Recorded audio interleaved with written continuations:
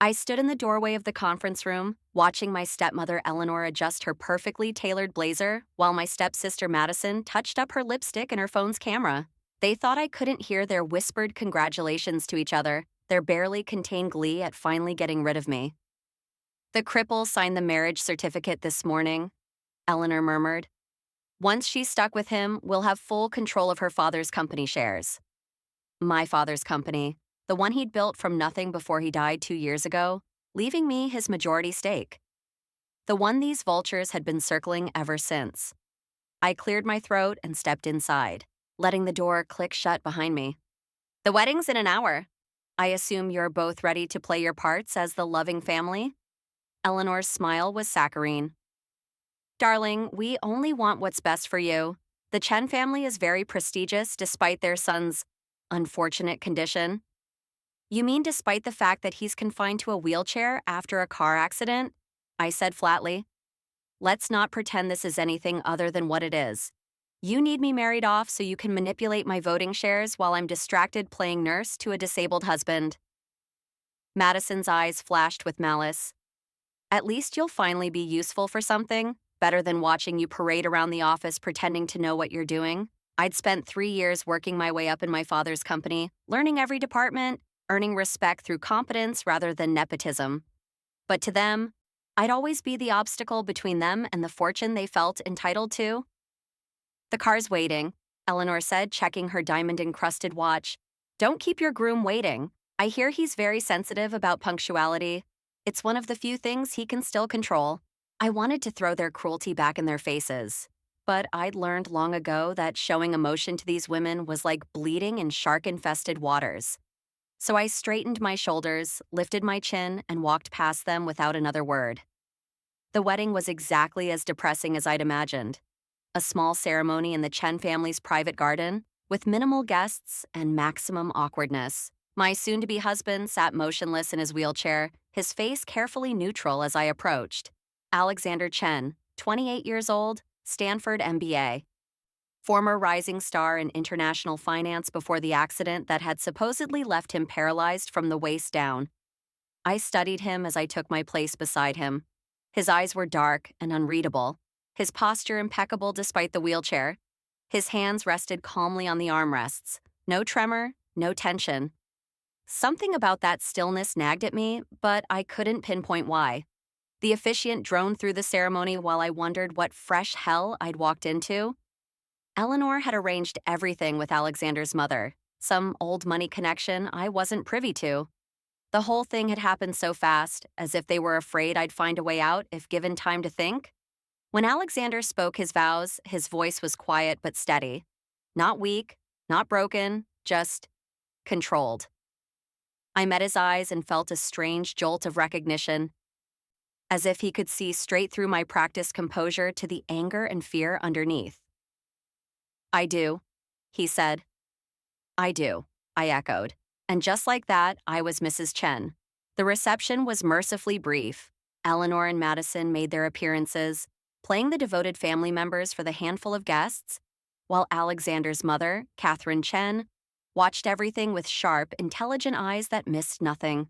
She was nothing like I'd expected. Where Eleanor was all flash and performance, Catherine carried herself with quiet authority, her designer clothes understated, her jewelry minimal but clearly worth more than most people's houses. She approached me while Alexander was speaking with an elderly relative, her hand gentle on my arm. Walk with me for a moment, dear. We stepped away from the crowd, into a quieter corner of the garden. Catherine studied me for a long moment, then smiled. You're wondering why I agreed to this arrangement. The thought had crossed my mind, I admitted. Your stepmother is very persuasive. She painted quite a picture of you as a spoiled heiress who needed to learn responsibility. Catherine's smile sharpened. But I've learned to do my own research. Your performance reviews at your father's company tell a very different story, as does the fact that you've been quietly blocking several questionable decisions your stepmother has tried to push through the board. I felt my pulse quicken. You know about that?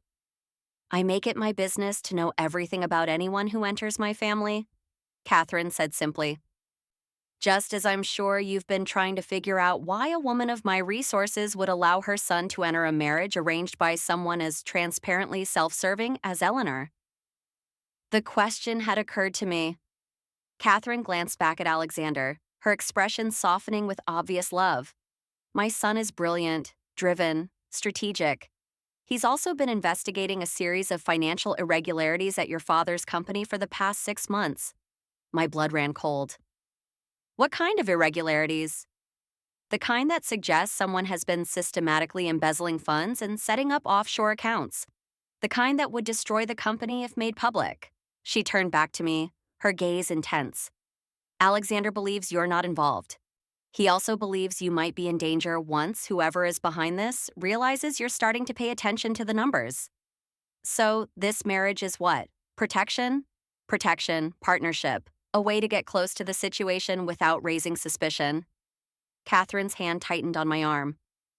Eleanor thinks she's won by marrying you off to a disabled man who can't threaten her plans. She has no idea what Alexander is truly capable of. I stared at her, my mind racing. He's not really paralyzed. The accident was real, the injuries were real, but he recovered months ago. Catherine's smile was almost predatory. He's been playing a role, waiting for the right moment to strike.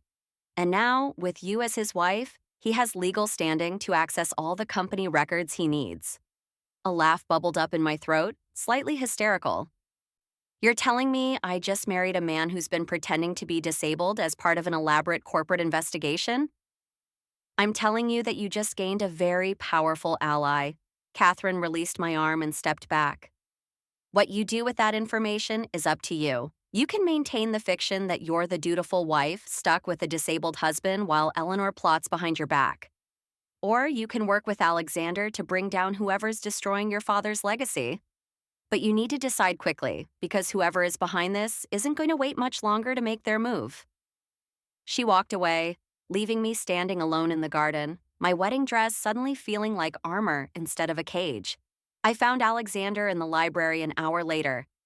After the last guests had left and Eleanor and Madison had departed with sickeningly sweet smiles and promises to check on me soon.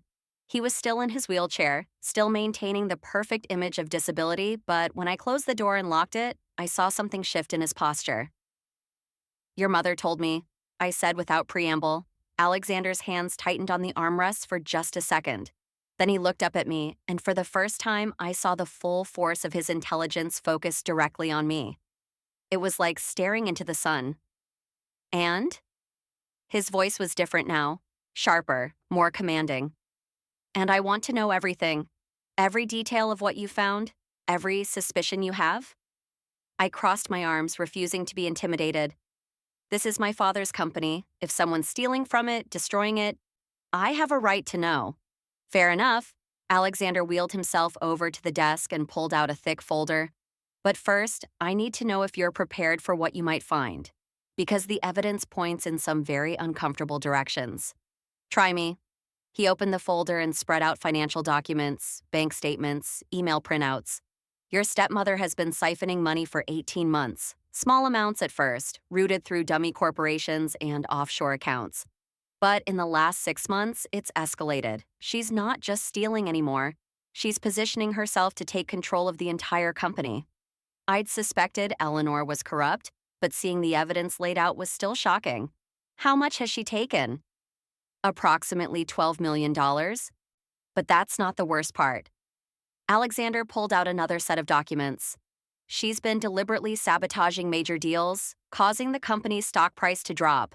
When it gets low enough, she's planning to use her accumulated wealth to buy up shares from panicked investors. Between that and your voting rights, which she assumes she can control now that you're married to me, she'll have majority control.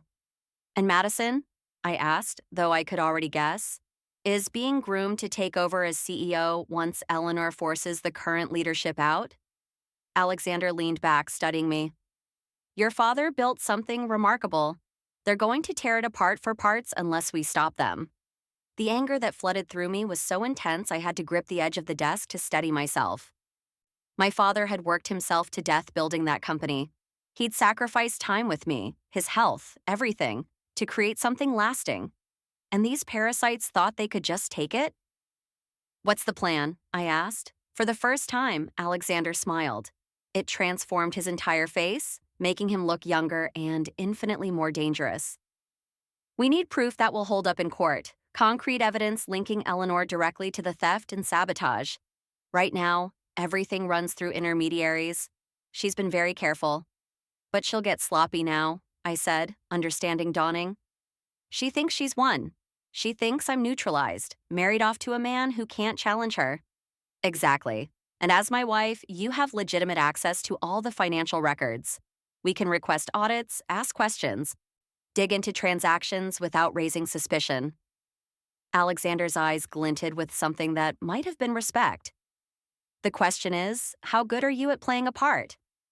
I thought about all the years I'd hidden my intelligence from Eleanor and Madison, playing the superficial heiress while secretly learning everything I could about business. I thought about every fake smile, every swallowed retort, every careful manipulation I'd executed to protect what was mine. I'm very good at playing a part, I said softly. Good. Alexander wheeled himself toward a door I hadn't noticed on the far side of the library. Because we're going to need to sell the image of the perfect disabled husband and his devoted wife. In public, I'm still paralyzed, still weak, still non-threatening. And in private? He paused at the door and looked back at me, and then he stood up, smoothly, easily. The movement was so natural, so effortless, that I actually gasped.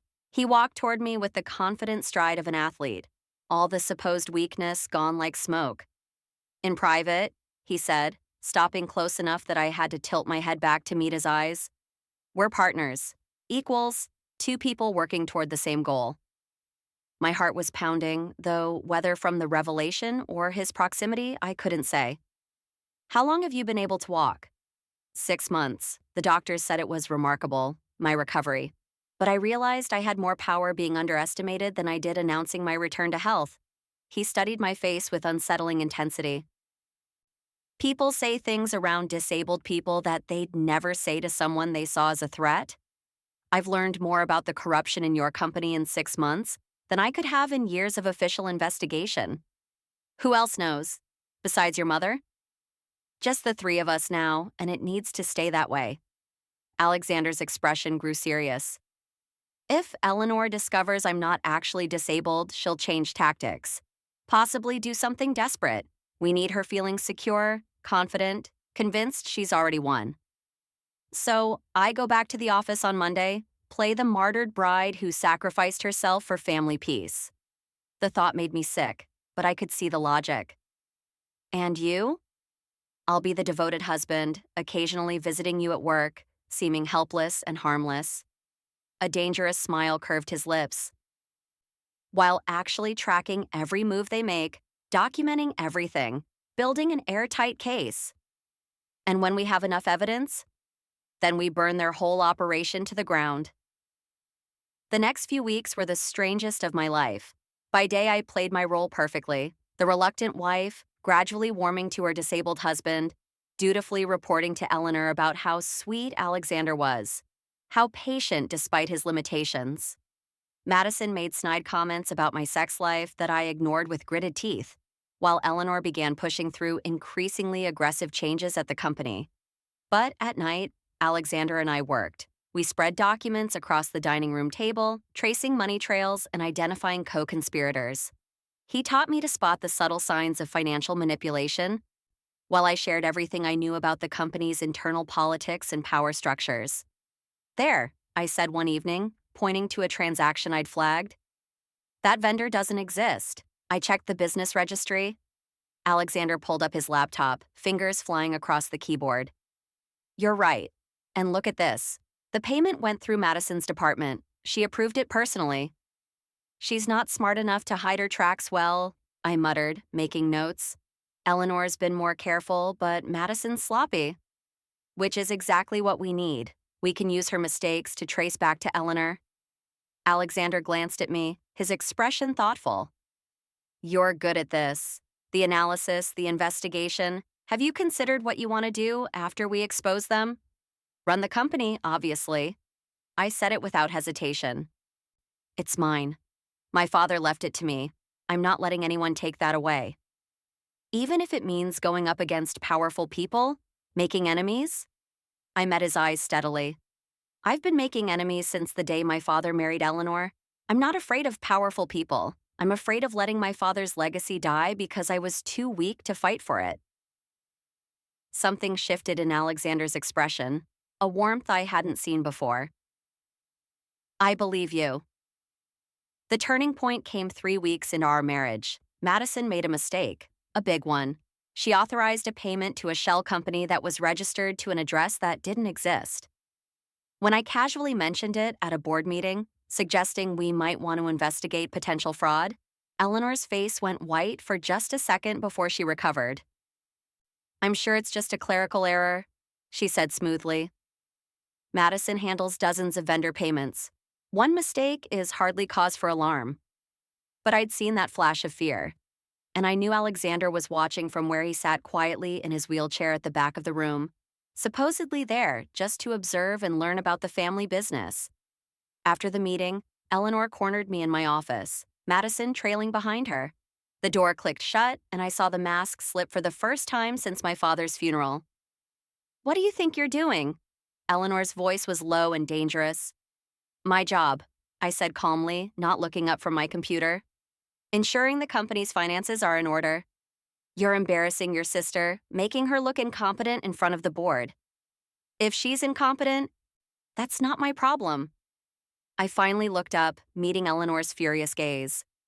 "Unless you're suggesting I should cover up financial irregularities, because that would make me complicit in whatever's going on." "There's nothing going on," Madison snapped.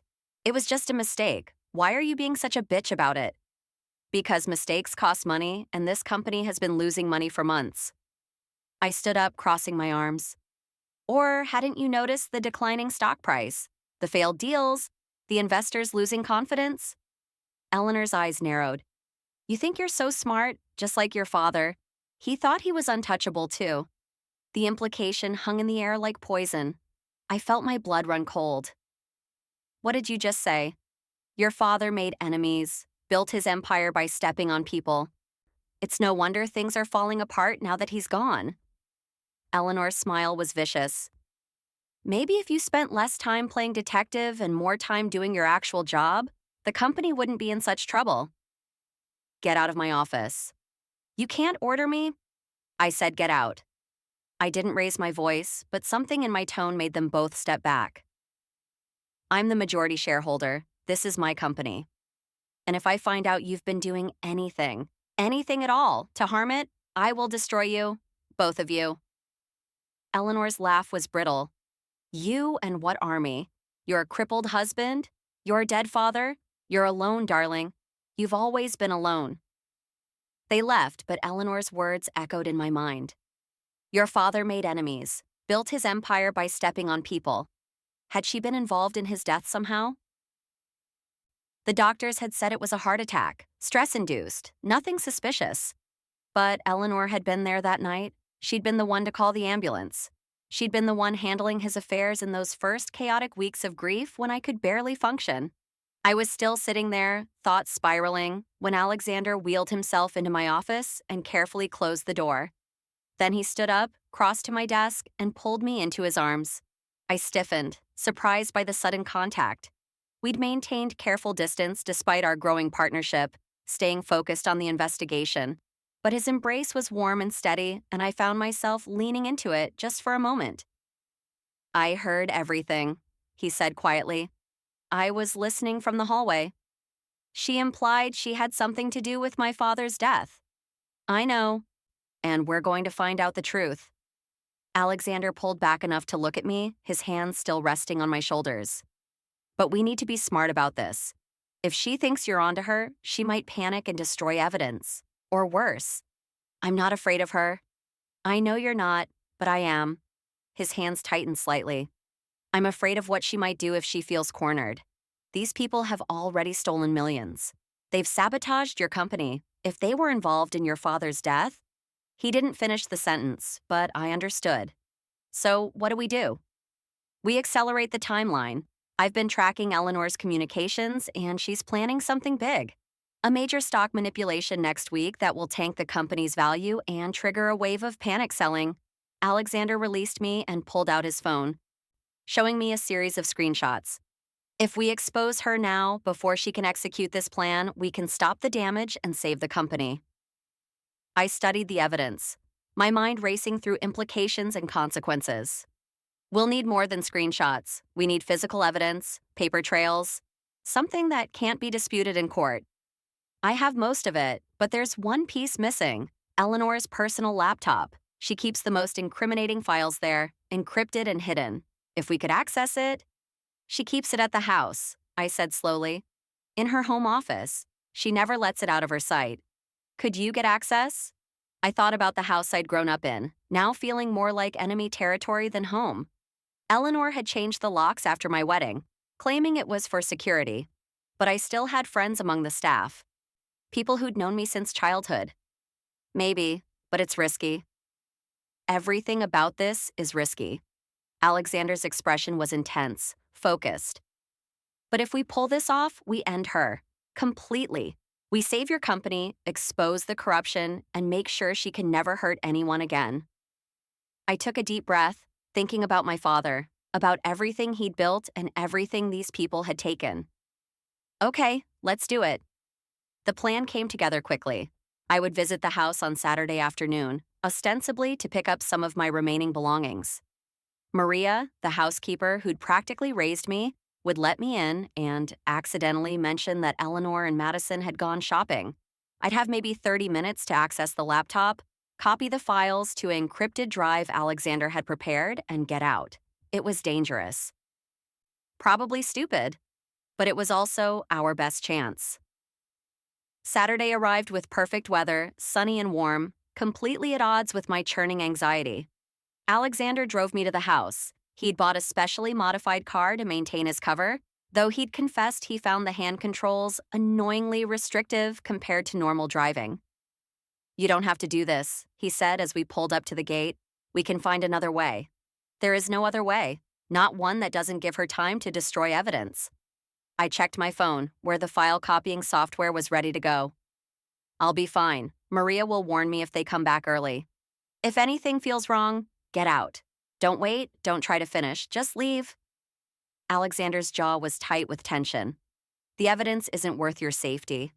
I was touched by his concern, surprised by how much his worry meant to me. Somewhere in the past few weeks, between late-night strategy sessions and shared determination to bring down a common enemy, we'd become more than temporary allies. I wasn't sure what we were exactly, but it was something real. I'll be careful, I promised, then leaned over and kissed his cheek. His hand came up to cup my face, holding me there for just a moment, his thumb brushing my jawline in a gesture that made my breath catch. Come back to me, he said softly. Then I was out of the car and walking through the gate Maria had left open, my heart pounding with every step. The house was exactly as I remembered. Cold, pristine, empty of any real warmth. Maria met me at the door, her familiar face creased with worry. They left 20 minutes ago, she whispered. But Miss Madison forgot her credit card. She might come back. I'll be fast. Eleanor's office was on the second floor, locked as always. But I'd learned to pick simple locks when I was 12, during a summer when Eleanor had kept locking away anything I cared about. The skill came back easily, muscle memory taking over. The laptop was password protected, but Alexander had predicted that. He'd given me a device that would bypass the login and create a complete copy of the hard drive. I plugged it in with shaking hands and watched the progress bar begin to crawl across the screen. 5%, 10%, come on, I heard a car in the driveway and my blood turned to ice. Through the window, I could see Madison's convertible pulling up to the house. She was early, way too early, 15%. The copying was too slow. I'd never make it. I could hear Madison's voice downstairs, calling for Maria. The progress bar inched forward with agonizing slowness. 20%, 25. Footsteps on the stairs. I made a split-second decision. I ejected the drive even though it wasn't finished, shoved it in my pocket, closed the laptop, and dove for the closet just as the office door opened. Through the crack in the closet door, I watched Madison walk into the room, phone pressed to her ear. Mom, I'm telling you something's wrong. Why would she suddenly want to come back to the house? She never comes here. Eleanor's voice came through the speakerphone, sharp with suspicion. Where is she now? I don't know. Maria said she was here, but I don't see her. Her car's still in the driveway, though.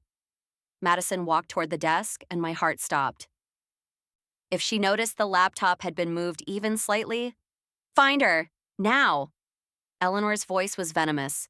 And check my laptop. Make sure everything's still locked. Madison reached for the laptop. I held my breath, counting the seconds until she noticed something was off. But then her phone rang, and she answered it without even opening the computer. What? No, I'm busy. Tell him to. Fine. I'll be there in 20 minutes. She stormed out of the room, still complaining into her phone. I waited until I heard her car leave, counted to 60, then slipped out of the closet and ran. Maria met me at the bottom of the stairs, pressing my old house key into my hand. Don't come back here, miss. It's not safe. Her eyes were frightened. I've seen things, heard things. Whatever you're doing, be careful. What kind of things?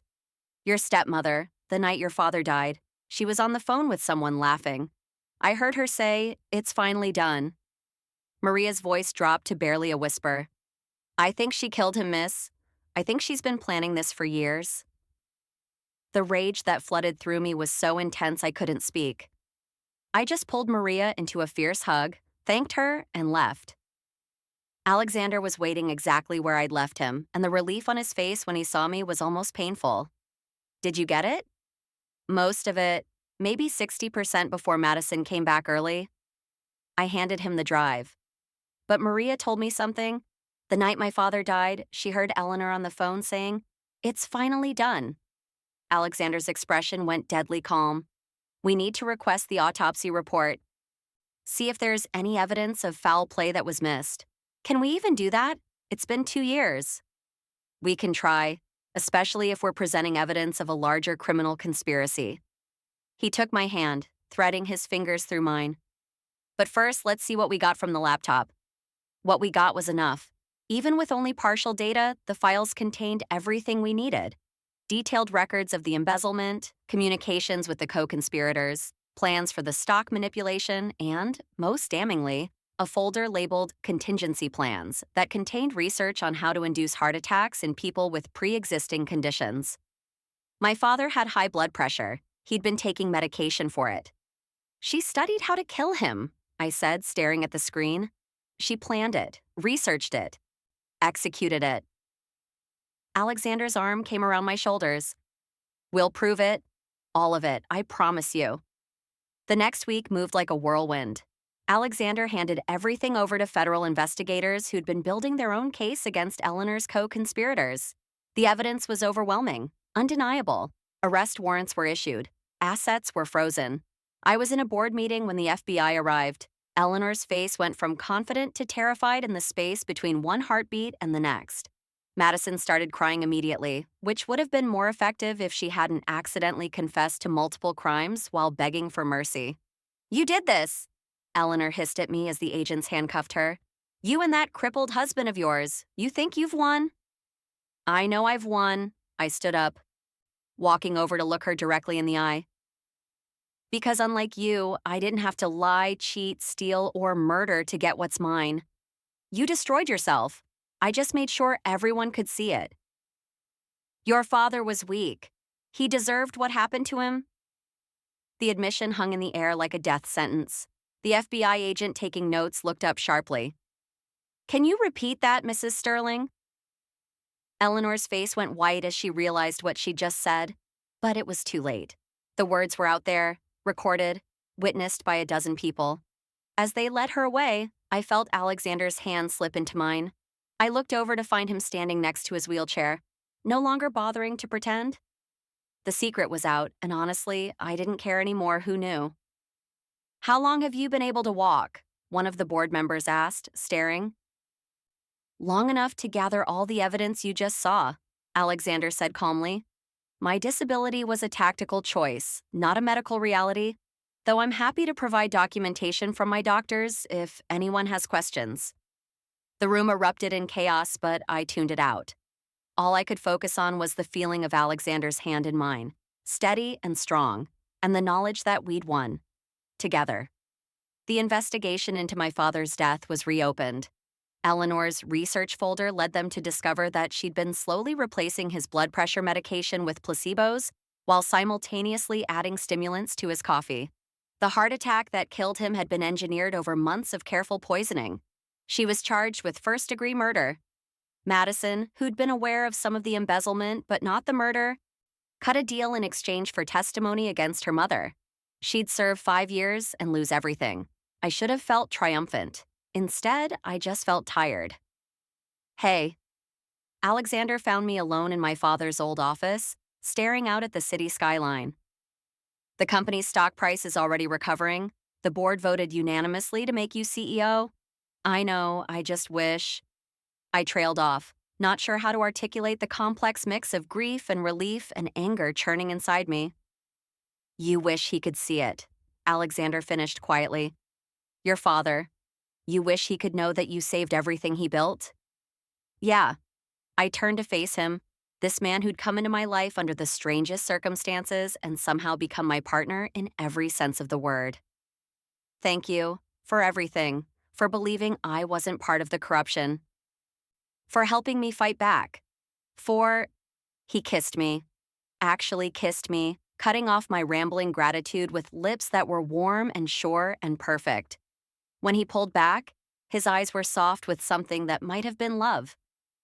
You don't need to thank me. We're partners, remember? Equals, two people working toward the same goal. And now that we've achieved the goal, I asked, my heart pounding. Now we find new goals, build something together, turn this company into something even better than what your father created. Alexander's smile was genuine, free of the careful control he'd maintained for so long. If you'll have me, as a real partner, not just a convenient cover story. I thought about everything we'd been through, the investigation, the late nights, the moments of fear and triumph.